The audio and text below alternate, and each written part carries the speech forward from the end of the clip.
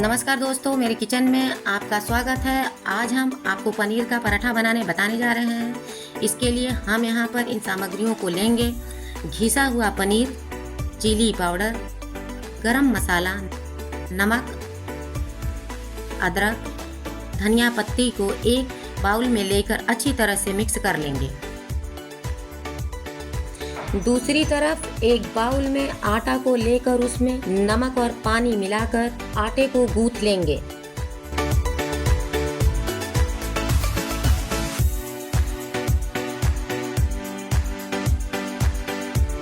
और इस गूंथे आटे को 20 मिनट के लिए रख देंगे। आटे को लेकर रोटी बेल लेंगे।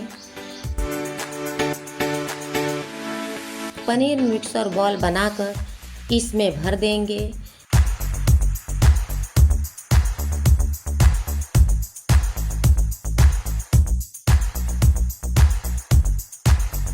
और फिर इसे हम बेल लेंगे।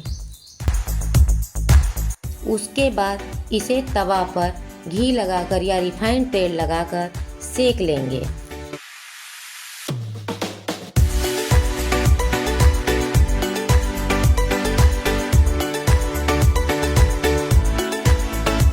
और अब आप देख सकते हैं कि हमारा पनीर का पराठा बनकर तैयार हो गया है।